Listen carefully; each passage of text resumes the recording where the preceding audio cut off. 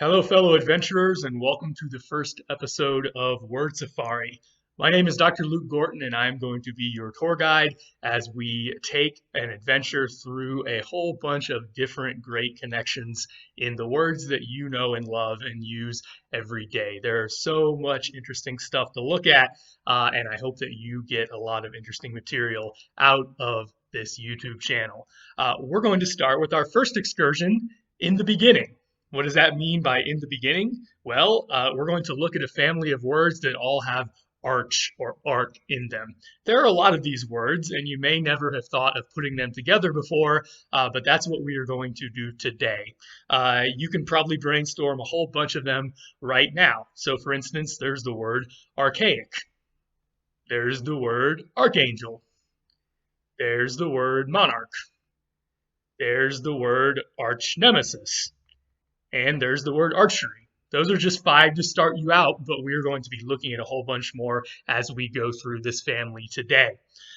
So what do these words all have in common? They all come from one particular ancient Greek root, and that Greek root is arc. You can see the Greek spelling there. The CH in the Latin alphabet, which is what we use in English, is representing the letter chi in Greek. And so that was originally a k sound. It was not a ch sound, but in some of these words, we have changed the pronunciation to be ch. But in other words, we've kept it ka. So you'll see this both ways, and indeed you saw it both ways in that list of words that we just looked at. Now, what did this ancient Greek root mean? Its fundamental meaning was to be first. That's really all that root meant. You could make verbs out of this, you could make nouns out of this, you could make adjectives out of this, but they all kind of came back to the idea of being first in some way. However, there's really 2 different ways that you can go with that idea of being first. The first idea is to be the earliest to do something, or the first on a list of people who did something, or something like that. Okay. So for instance, we get the adjective in English, archaic, from this ancient Greek root arch, and archaic, of course, just means early or old, and that's really pretty obvious to us that we can see how that would come from this first interpretation of the root arch. If you are archaic, if something is archaic, it's very early. It's the first of the earliest to do something. Okay, it's first in time. On the other hand, another different direction that you can kind of go with this root is to say that you are the first in rank among others. So in this sense, it's not a time thing, okay? It's not saying you're earlier than someone in some particular scenario. It's saying that you're all existing at the same time, but one of you is first in rank, first on the list of people who are important or something like that, okay? And this quickly came to mean somebody who rules, okay? Because if you're first over others, then you are ruling them in some way. We get a whole bunch of words from this meaning of arch, and of course, one that I'm sure you're familiar with is the word monarch. Monarch is just composed of this root arch with the meaning to rule, plus another Greek root mono or mon, which means one or which means only. Okay, we get a lot of mono words from this, with which all have something to do with one or only. So monarch is somebody who is the only ruler. There's nobody else who's ruling. It's just them, king, queen, whatever. Okay, and a monarchy is, of course, the system under which there is only one person ruling. Okay, so that's just to kind of give you a little tease of what we're going to be looking at here for the rest of this safari, the rest of this excursion, as we look through all of these different words that are connected. And even if you have never thought of them before and never thought of them being connected before, we are going to take a look at them. Okay. Let's start with the first set of interpretations. In other words, words that have something to do with being first or earliest, okay? Here's a word that I know you've heard of, archaeology. Okay, you can split archaeology up into 2 different parts, and these are both Greek roots, kind of like we saw with monarch or monarchy. These are 2 different Greek roots that kind of got smashed together into one word. And by the way, the Greeks already did this, so this is not something that we have done later, where we took 2 Greek roots that they had never put together and put them together. The Greeks were already putting their own roots together into one word. Okay, you are probably very familiar with this second root here, logi. All right. If you've ever taken any college classes or studied any subjects, you know that this is all over the place, right? You have it in biology and things like that, right? It comes from a Greek word logos, And that word logos, really just means a rationale behind something or the study of something. And it comes ultimately from a verb lego, which means to talk about. So it's really just talking about something and trying to figure it out. That's what logi means. Archaeo, which is the first part of the word archaeology, comes from a Greek adjective archaios, which is, of course, also from this arch root. And archaios just means old or ancient or early or something like that, okay? So archaeology is literally just the study of old stuff, the study of early stuff, the study of origins, something like that. You probably know that archaeology deals with digging in the dirt a lot, but to be fair, it's a little more exciting than just digging in the dirt because you're trying to dig up really old things that we wouldn't otherwise know about. So that's pretty fun. Another place that we see this root, meaning something like to be the earliest or to be the first, is the famous dinosaur bird Archaeopteryx. Okay, Archaeopteryx, once again, is a combination of two different roots. This archaeo root, which comes from arch, that means old or ancient, and then the second part of this is pteryx. Okay, this comes from a Greek root that means to fly, and this particular formation of the word means wing. Okay, so a pteryx in Greek, and yes, they did have words in Greek that started with pt, so you have to say pteryx. Okay, you don't have to, but if you're trying to be like the ancient Greeks, you do.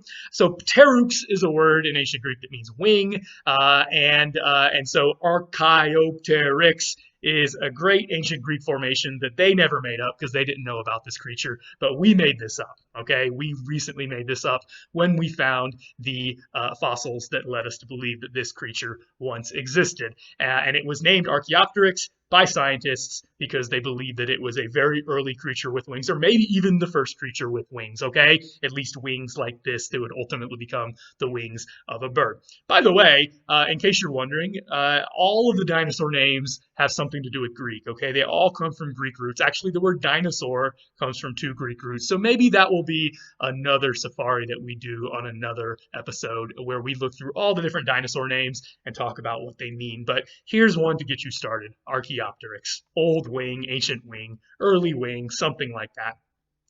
Another word that we have in English that we use from time to time that has this archa root in it that means something about being the earliest is archetype. Again, the archa part just means the earliest. And you might think you know what type is because we have the word type in English. We have it as a noun, like somebody is your type.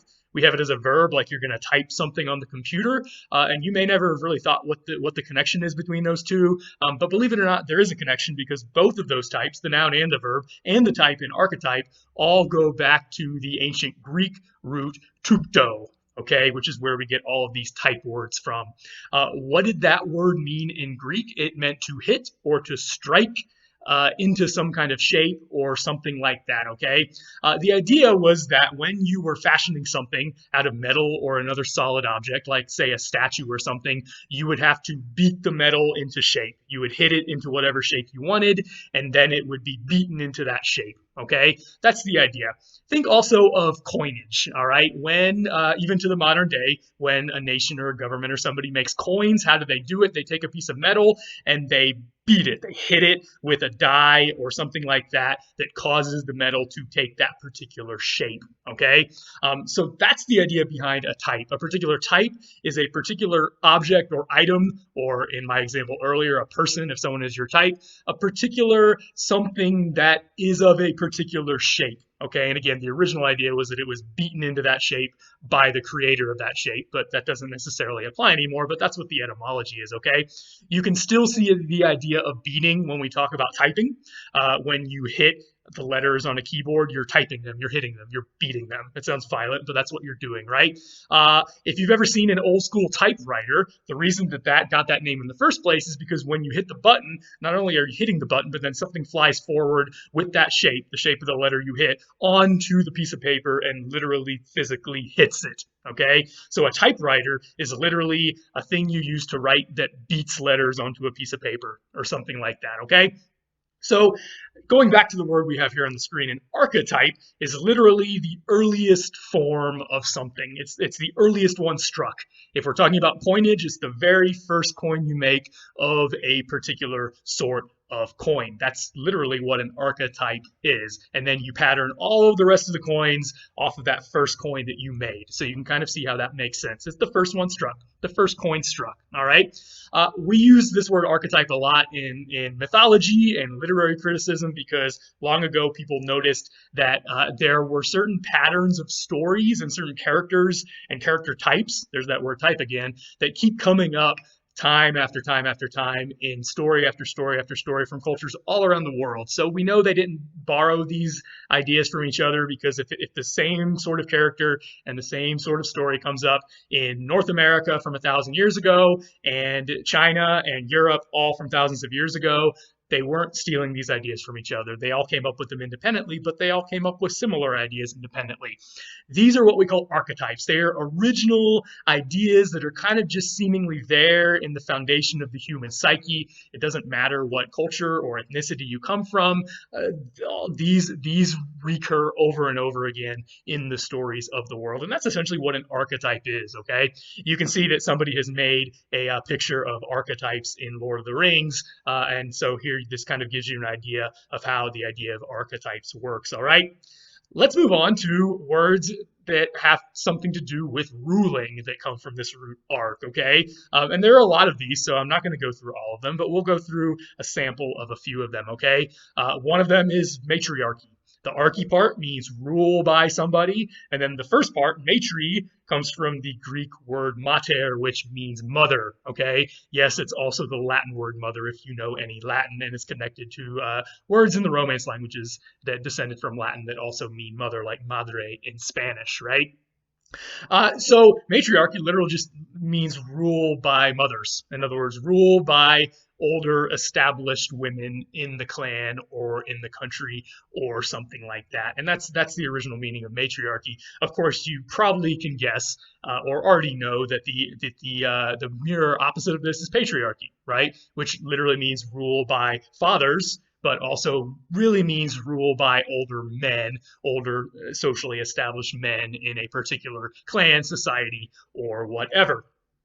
Again, we have a lot of these archy words. Another one that you might not have thought of is hierarchy. Okay, now literally, hierarchy means rule, that's the archy part, by priests or the priesthood. That's the higher part. Okay, now that was the original meaning of this word, going all the way back to ancient Greek days. Again, the ancient Greeks had this compound, so we didn't make up this compound just now. Back in ancient Greek days, that's literally what this compound meant. It meant that there were priests who were ruling over their temples and their sub priests and everything else. Okay, the Greeks especially applied this to the land of Egypt, because in the land of Egypt in antiquity there was a very close connection between the priests and the political system, more so than in a lot of other parts of the ancient Mediterranean world. And so the Greeks like to use hierarchy to refer to the priests. Okay, so this Greek root higher meant priest, it meant sacred, it meant holy, it meant temple, it meant all of those things.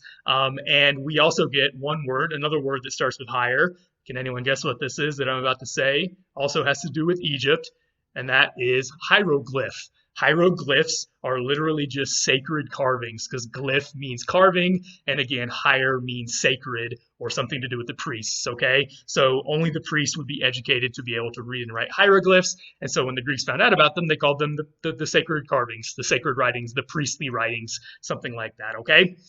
Now, this word has had something of a semantic evolution. What I mean by semantic evolution is that it has changed meanings. It has evolved over time. So originally, it meant rule by the priesthood, but then starting around 400 or 500 years ago, after we borrowed it into English, it started just meaning the pecking order in any particular social group, whether that be the priesthood, and that's originally what it would have meant, but then it came to mean a particular system of somebody dominating or ruling somebody else elsewhere, to the point where today in English, obviously, as you know, hierarchy can really just mean being ruled by anybody, okay, in any particular set of social circumstances.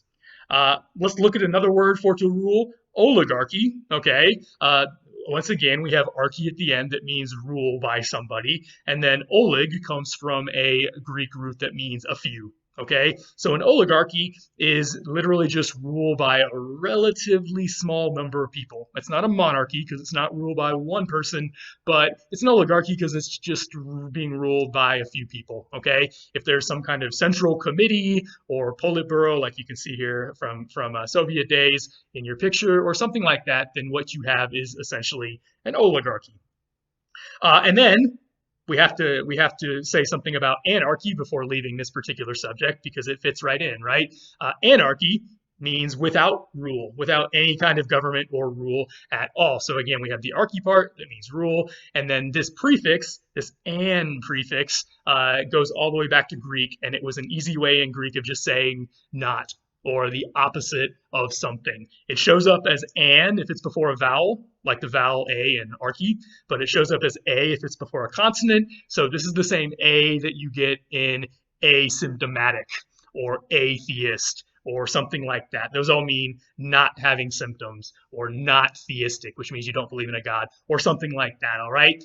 So anarchy is just telling you the same thing. It's without any kind of government or rule at all. And if you're an anarchist, obviously you support anarchy. Finally, one more word about ruling.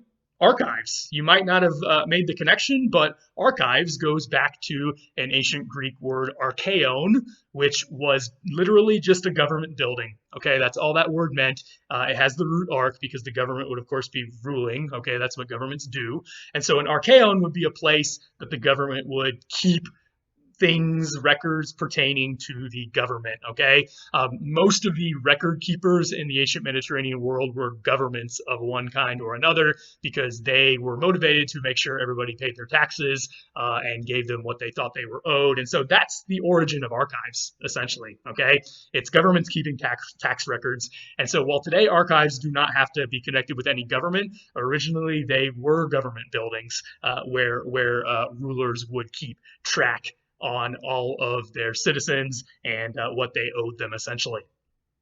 One more word about ruling, since there are so many of these, is architect. Again, you may not have thought that this one was connected to it either, but it actually is. Again, you already know what the archa means. It means the ruling one, the first one, the leader, or something like that. The second part of the root is tect. And tect goes back to the Greek word tekton, which means builder. Okay, it's a root that just means to build.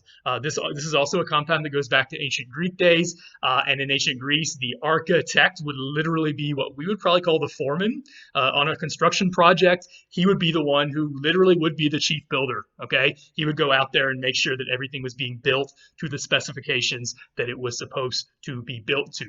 Today, we think of architects maybe just designing the building and then hanging back and not really having anything to do with the building project, or maybe inspecting it once or twice or something like that. But back then, architects really were the chief builders. They were the foremen who would actually go out and direct the entire project, especially if they were the ones who had designed it, because they wanted to make sure that it was being built the way that they had said. In case you're wondering if you can think of any other tect words that have anything to do with building, yes, tectonic plates come from this same Greek root, because tectonic plates are so named because they are the way that the earth is built up, and it keeps building itself up via these plates, mountain formation, continent formation, etc., etc., etc. So there is a connection between architect and tectonic plates. What if you have a word that could be either one? There are a few of these that kind of fall in a gray area between the two different meanings of arch.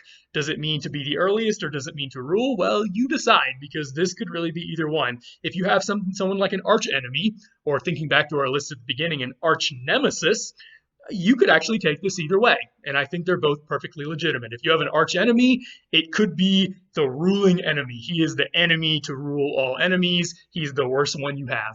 Okay, so I think that's one possible interpretation. Or you could take arch enemy to mean he's your original enemy. He's your foundational enemy. He's the first one you made. He's the last one you're going to defeat because he's the biggest one. Okay, so you can see that with words like arch enemy or arch nemesis, you really could use either of these original meanings of the root arch, going all the way back to Greek. Let's talk about a few false friends. The French for this is faux amis, which basically just means words that look like they might be from this root, but really aren't. Okay, they look like they're cognate, but they're actually from something else. So you may have been thinking of these words. So let's talk about them really quick. What about the word arch? Okay, we just have the word arch. That seems like it could be from the Greek root arc that we've been talking about, but it turns out it's not. It's from a different ancient language, Latin. Latin had a word arcus, which meant bow, okay? Anything shaped in a curved fashion like a bow. And so an arch actually just comes from the ancient Latin root that means bow because that's how arches are shaped. Similarly, the word archery and the word archer, all of these also come from the Latin arcus because that means bow. Not only is a bow shaped like a bow, obviously, that's why it's called that, but of course, it is the thing that you use to shoot with, right? So you can see how archery would come from this root, and it makes sense because of its shape and because of its function, all right? One more thing you may be wondering about, because this name has certainly been pretty popular lately, is Archie. Okay, does the name Archie come from this Greek root that we have been talking about? The answer is no. It does not come from this Greek root, and actually it does not come from the Latin root arcus either. It comes from a totally different root that is neither Greek nor Latin. It's a native Germanic word. In other words, it's one that English didn't borrow, but rather inherited from its Germanic past, and that word was erkan, and that word means genuine. So Archie, as far as its etymology is concerned, actually just means genuine or real or something like that. You may know that Archie is short for Archibald, and the bald part means bold. So Archibald, as an entire name, means genuinely bold or something like that. Okay, but that is a native Germanic name that we did not borrow from Latin, Greek, or anybody else. Okay, that concludes our very first safari, our very first video, our very first adventure where we are looking at all of these really cool connections between words. But I want to throw it to you guys now, okay? I didn't want to make a video that goes on for too long, although I certainly could have. So now it's your turn. How many more arch words can you think of? Comment below, let me know what you think of, and I will interact with you and tell you what they are connected to. All right, hope you've enjoyed the video, and I'll see you for our next safari.